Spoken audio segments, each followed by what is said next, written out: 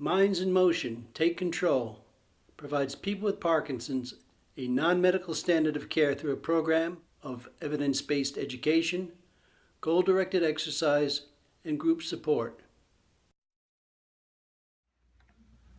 Hello, I'm Jim Paterniti, and together with Lester Cohen, we created Minds in Motion, Take Control. Minds in Motion, Take Control is a program to empower people with Parkinson's and their care partners to live well by promoting a non-medical standard of care, which complements with sound medical practices. In this segment, we'll learn about postural awareness, the position of our bodies while sitting, standing, and walking. Having good postural awareness is critical if we are to prevent falls. We will discuss the impact of finding your center and breathing properly during these activities. We will also demonstrate simple exercises that will strengthen the muscles involved in sitting, standing, and walking.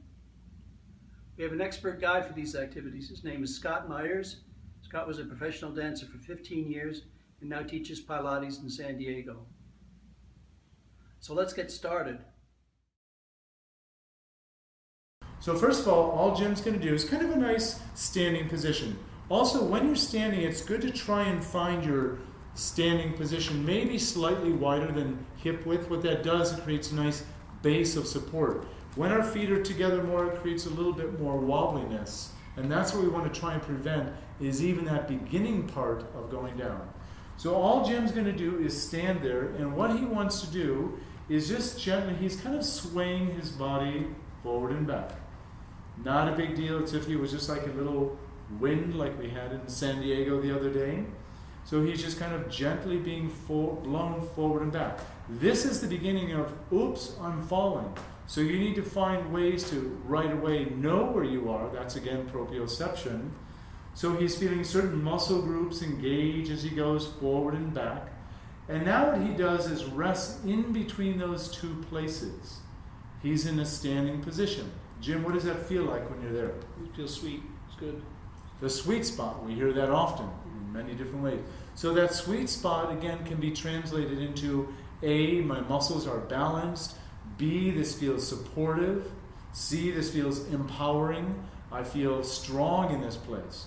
So that's a very simple thing. You can do that all the time when you're standing at a grocery store, wait in line at the bank, whatever. This is something you can do all the time, and you want to do it to keep finding where is that sweet spot. As soon as you start falling, I'm off my sweet spot. So you need to get back to that sweet spot right away. So it's fun to see more. My head's up, I can see the whole world. Yeah, very much. And it's really, you look at his whole sense of alignment here, from ear to shoulder, shoulder to hips, all the way down. And I won't talk a whole lot about that, but again, that's the sort of core awareness, the sense of support, the sense of lift. Jim has great posture. He's been working on it for years. We've been working on it. So I know sometimes standing, I'm going to give you an option for go ahead and sitting down. So again, that place of awareness, or a place of support, shall I say, is our feet. Now we're going to change our base of support to our sitting. Now again, a lot of you may be still working at a desk, whatever. We're on the computer, we sit a lot. So, two things here. Now we've transitioned from our sits bones, which are our bones right down here.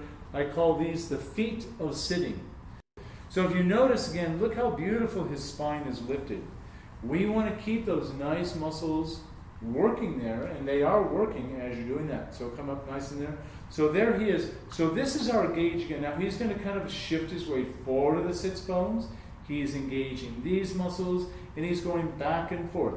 Again, that little swaying, that same idea we were talking about in standing. He feels, what do you feel when you move forward, Jim?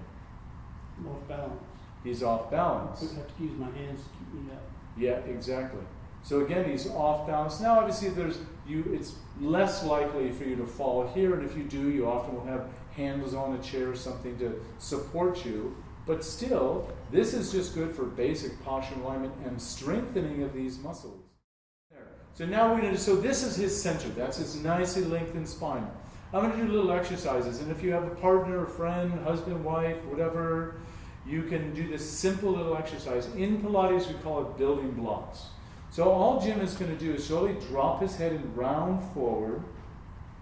And I kind of like with the arms down to the side there, so you're working these muscles more.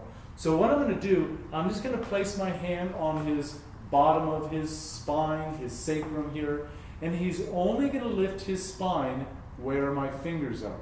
So I'm slowly walking up the spine. Good, and he's doing a great job. So this is doing a couple of things. It again is this awareness. See how he's found his sits bones? He's lifting, lifting. Now I'm right at my C7 there. Now I'm walking up my cervical spine. Now right here where the spine ends, or begins, I should say, your C1, C2, you want to think the head's heavy, 12, 15 pounds. Think of the head becoming one last vertebra. And I don't know if you can see that, but he just kind of lifted maybe a ½ inch more. So once you think of that head as one last vertebra, then you're completely, there's that little string. Let's just do that one more time. And he kind of leans over. There we go. And I'm just going to walk up his spine again. Walk up his spine. Now I'm going to leave Jim alone. I want him to just kind of feel that himself. Feel that nice length of the spine. Nice sense of reaching. Good. All the way to the spine. So you see that nice evolution. You see that nice sense of relaxation through his body. And again, when you're really in balance, it should feel relaxing.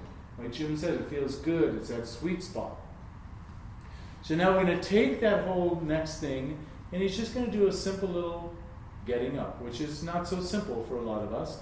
But he's using his hands here. He leans forward, he hinges forward, gets a wider base of support, and pushes up and lifts up. Now that we know can be an exercise in and of itself, which we'll talk about later. But it really is. And you do want to have that sense of, Jim, come down again one more time. You do want to have that sense. You notice how he changed his feet. He brought them in closer base of support, open his feet, wider base of support. He hinges forward to use, when you get up, you want to use those quad muscles to get up. And see how he pushed up? He was using his triceps and quads to get up, which is, again, one of the reasons why I feel they're very important muscles to work. Now he used his hands here to push up. Maybe you have a chair that you want to push up there. We'll talk about that more in a moment. So let's continue on with that sense of center here. And Jim, just take some nice simple walks. While he's walking, he's kind of, there's a lot to a walk. We call it gait patterning and all that. But he's starting to think about his heel ball toe. He's starting to think about that striking, that full mobility of the ankle joint, moving through the feet. He's starting to feel that sense of his arms swinging, which we'll talk about in a moment when we get to our full walking exercise. He's taking his center with him. One last thing, keep on walking, Jim, that I want to talk about. Jim wants to come back to his chair. So he's there. One thing I want to talk about, he's already telegraphing where he's going. He wants to make a big arcing motion like this to come back to his chair to sit down, and go ahead and sit down there, Jim. And go ahead and sit down. So what I mean, this is the last thing I want to talk about with walking, is like if I see my chair there, and I make like a whoop, a sharp turn, it's like whoop, you start to cross feet over. You always want to, again, keep that broad base of support. So if I'm telegraphing that, I'm moving broad base of support, then I come here, then I'm ready to sit down. You never want to take sharp turns. You never want to do anything sharp turns. Narrows your base of support, lending itself to more instability in our bodies. We want stability in our bodies. Good. So the next thing I want to talk about is something we naturally do. More often than not, unfortunately, we don't think about it too much, but it's breathing. Breathing can be an exercise unto itself, which is what I love. So the first thing Jim's going to do is just take his hands on his belly. You can take both hands on the belly. So I don't want to get into the anatomy of this, it doesn't really matter, but we call this diaphragmatic or belly breath. On our inhalation, his belly's going to go out, and on his exhalation, he draws the belly in. And Jim, just keep doing that as I talk. So again, he's still keeping his weight on his sits bones, and you can do this in standing very easily also. But what he's starting to engage in, and we talk a lot about core, again, this isn't so much about anatomy and all of that, but our core support is this whole sling system from front to back. And core really comes in handy, especially in sitting. Helps prevent, again, that sort of slumping that starts to lead to kyphosis, rounding of the spine, many, many spinal deviations, which we don't want. What are you feeling in gym as you do that? Good again. Nice deep breaths. Refresh. Do you feel anything when you do the deep exhalation? Well, I mean, I feel my stomach and my abs contract. Excellent. So he's feeling his abs contracting. What that leads to is lower back support. So breathing really lends itself to support of our bodies again, which helps prevent us from falling. So the second part of that is taking your hands just to the rib cage, just kind of naturally there. The second one is called costal breathing or rib cage breathing. So he's going to inhale and exhale, breathing. Some people have an easier time with one than the other. The truth is, in all natural breathing, we're always having a little bit of costal, a little bit of belly breathing. One last thing I want to say about breathing. In Pilates, which is a little different than yoga, and just our natural breath, we probably don't think about it too much. But we inhale through the nose, have a little bit like we're blowing out a candle. Little sense of that. Basically what that does helps contract our muscles of our abdomen, our external, internal obliques, transversus, all that stuff. So next thing we're going to work with, so that's breathing. We could go, we've been studying breath for thousands of years. But just know that you are breathing. Don't get caught up in, am I breathing right? There's no right or wrong way to really breathe. If you're breathing, that's good. Especially in our next exercise, Jim, come on up. Good old walking. So walking, there's many ways we can walk. But I want you now to take all of that with you, Jim. Actually, stand there for a moment. I want you to do a little exercise. It's called arm swings. Very, very important for all of us, really, but especially Parkinson's, because, again, we tend to get rigid more on one side than another. So before we do anything, Jim, just swing the arms. Just naturally swing. You can start small and just feel, what's that like if I just kind of let gravity take over? What's it like if I really make it more of a muscular movement like that? What's that feel like? Okay, my arm's moving, I have a little bit of rotation in the spine. And good, you can kind of play like Jim's playing there. And now slow the arms down a little bit, Jim. Now same idea, but I want to focus now as his arm goes back, he starts to rotate to that side. And again, I know sometimes, like Jim had mentioned today, he's a little dizzier today. Obviously, you all know Even your dizzier nervous than system. normal. What's that? Even dizzier than normal. Dizzier than normal, yeah. So you can, again, your body's changing all the time. Your neurological system sometimes goes haywire. So again, there is a little bit of a natural rotation when you do that. And Jim has also mentioned how he feels the importance. Now, Jim, kind of just start walking. You can kind of play with whatever arm swings you want. So he's keeping, again, that sense of center with him as he moves. He's aware of picking up his feet. Some of you, again, may not be at this advanced level of walking. Maybe your gait is a small pattern like. Try and take it a little smaller, Jim. Yeah. Again, even in this sort of shuffle step, you still want to feel that sense of picking up your feet. You're lifting your legs, especially the shufflers. You want to feel that you're really lifting. So again, even with that now, look, when the more you shuffle, the smaller our movement becomes. We become more contained and give into that rigidity. Even if I'm shuffling, I can still move my arms like that. So now kind of play, Jim, and play around. So one of the things that Jim had talked about with the arm swings, he talked about, what are you talking about, Jim, with the importance of the back swing. Yeah. Yeah, the back swing. So he talked about the back swing. If you want to focus on front swing, back swing, whatever it is, really letting gravity take over and go. So that's your little walking exercise. Again, keeping all those things in mind with your center, the picking up of the feet. Feel rolled up. heel ball toe, getting that nice ankle joint mobility, get that nice sense of swinging. And Jim's going to come back to his chair and have a nice little seat. And, that feels good. Just one last little thing with that said, swing your arms there, Jim. Again, this can become an exercise. If you don't feel stable enough to stand, you're dizzy, all these things we're doing can be done in a chair and or standing. Now, again, we have a little chair that doesn't have arms, which allows for a lot more freedom. These are simple little chairs you can buy at, Costco or Target or in one of these stores. It's nice to kind of feel that sense of freedom. Chairs can be restrictive sometimes. They can also be supportive at the same time. So now I want to start to move into our two muscle groups. Our triceps, which are right here, and our quads, which are right here. Some of our strongest muscles in our bodies are our quads. We use them all the time. So Jim, I'm going to have you come to the wall. So Jim feels nice and supportive. One little thing I do want to talk about is just our scapular mobility. Notice how he's nice and engaged back in here for these muscles.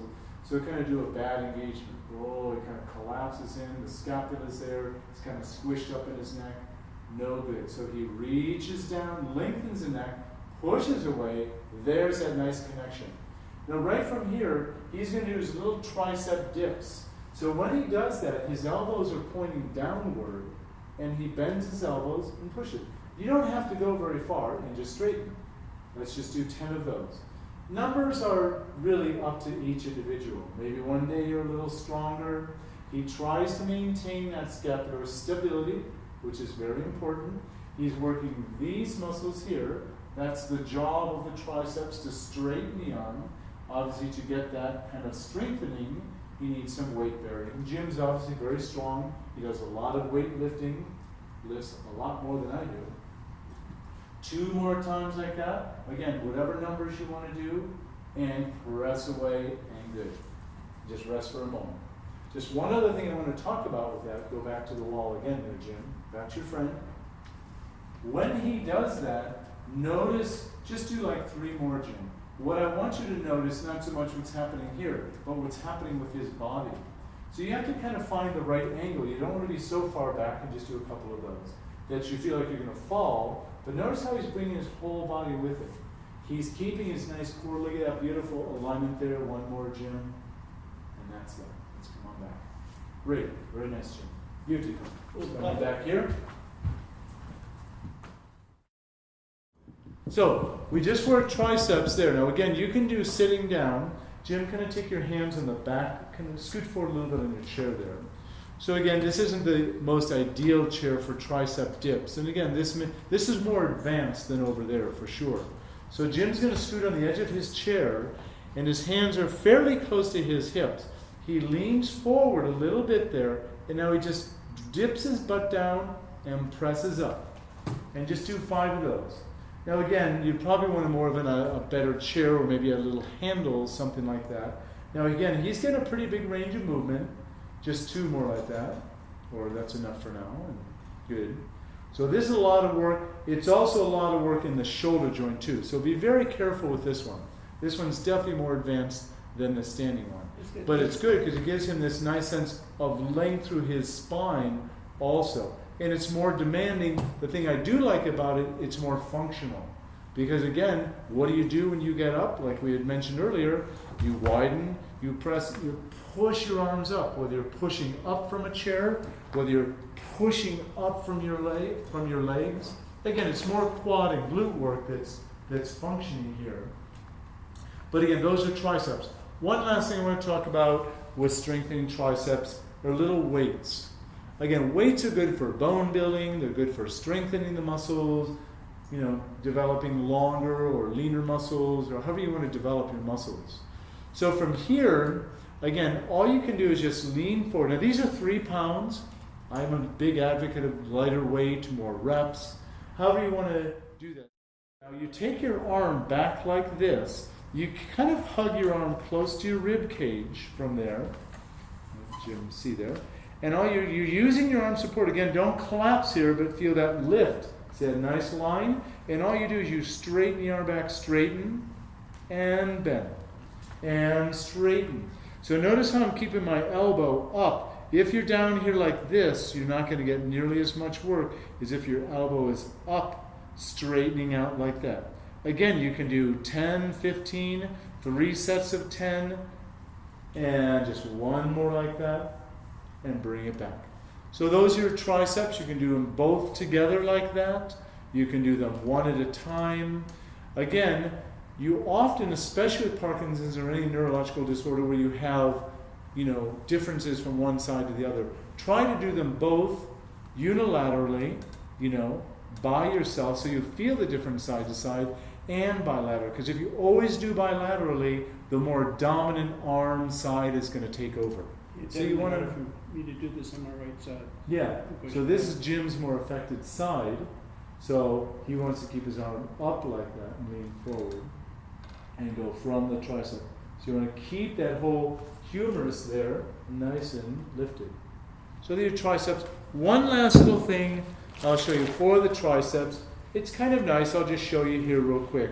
Same idea. TheraBands. I'm a big believer in TheraBand work, a lot of TheraBand therapy, all kinds of great things you can do. And again, same idea is you're just here, you're straightening out there. This is a pretty thick TheraBand, and you'll just kind of find what is good for you. There's all sorts of strengthening we can do. From there, you can just kind of hold that with your left hand, and again, your right arm open up a little more, elbow right there, and he straightens out. You may want to be a little bit more of an angle there, and presses out. And good. So keeping that whole arm up there and relax. Good. So those are some triceps. There's many more. So our next one is good old quads. So you're just here like simple. All we're going to do that you can even just drag the foot out like this, stretching through the quads there. That's part one. To start strengthening, you lift up, you're engaging the hip flexors a little bit, and you straighten out that leg and bring it back. And keep that lifted. Now bend the knee and straighten. And just straighten. So you can do 10 of those. Now notice when you lift the quad up, careful not to fall back too far there. And just reaching. And this one's nice to do maybe even like on a bed or maybe a little bit higher chair. So you don't have to really lift the legs off too much. Yeah, you really feel it, you really know what to do. See? Yeah, you're working both hip flexors and quads, which one of our quad muscles does attach right here at your hip joint. He's straightening. So that's one way of doing it. I have little weights here.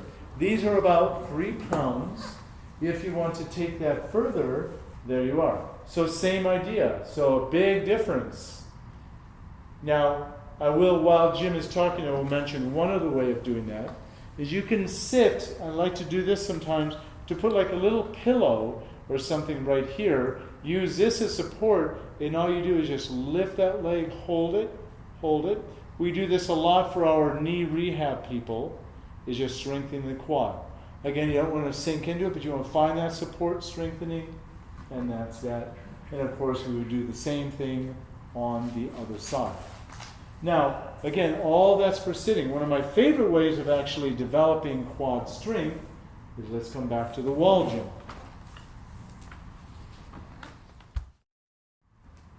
So now, again, that was quad strengthening. You could do that on the floor, on the chair like we talked about. You just, again, what are the job of the quads? Like the triceps to straighten the arm, their job is to straighten the knee.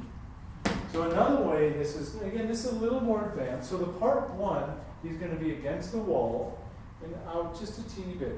So these are your classic squats. Now again, these are very functional. What do we do when we get up and down from a chair? We're squatting. I like to do this again. There's very little chance of falling, 1. 2, the wall gives him a sense of his spinal awareness. And it's getting this nice sense of opening here. And maybe step out just a little bit more. Good. And all he's going to do is just bend those knees and up. Now he can go pretty far because he does a lot of, what do you call those, deadlifts? Those are squats. Squats with his weights. So he can go pretty far. Just keep going.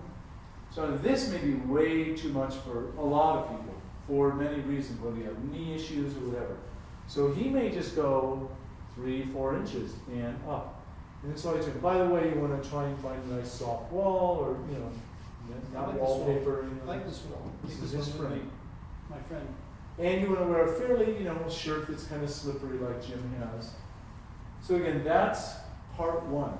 Now another thing I like, and coming back up, simple. You can do again 3 sets of 15, 3 sets of 10, do 25. Again, our quads are strong. Again, little caveat, if you start to feel it in your knees, back off. Back off meaning reps, back off range of movement, which by the way are 2 general modifications you want to make with everything you do. The other little thing here you can do, a lot of you may not have this, but some of you may be going to a gym, like Jim. Jim's gym. So right there, so same idea, and he just goes down and up, same idea. So again, he's going very low. A lot of you probably won't go that low. I don't even know if I go that low. The other thing I do like about this, though, is doing a couple more, is what I love about this is one of the things that we don't do enough in our lives is extend the spine. So when he goes down, he takes his arms, as he starts to come up, he lifts his arms and arches his spine, looks to the ceiling, and he comes all the way back down. Just do 5 of those. So he's doing his squats, but now he brings his arm, he extends his spine, and back down. So that starts to get this movement in here. 3 more, Jim. And gets that nice opening through the chest. We don't do enough of that with our spine going back. 2 more like that. You want to make sure the ball is high enough onto your body. Yes, that it doesn't slip down or you don't fall. Again, this can be a little dangerous, so just be aware that you have enough skill to do this, and or do it with a friend that's watching you and supporting you. Taking that away. Thank you. So that's, again, some of our quad work. There's many more things that we can do. Maybe we'll save all of this for another video for continuing on. And really, this is a lifelong process. And I always tell people, Standing and walking are pretty basic. standing and walking are lifelong, it's a lifelong process that we do. As we age, as the Parkinson's progresses, as you have many things, I always tell my clients, posture and alignment and breathing isn't something that's a given. I have to work on it every day, we all do. But when we have other conditions that start to challenge us even more, we have to place that much more awareness. I don't really think so much about swinging your arms. People with Parkinson's have to think more about that. That's really true. So it's just bringing that awareness all the time. And hopefully that awareness and consciousness really starts to sort of seep over into every aspect of our lives. Anything else you'd like to add, Jim? Thank you. Thank you, Jim. Thank you very much for joining us today. We'll see you at the next session. Stay aware.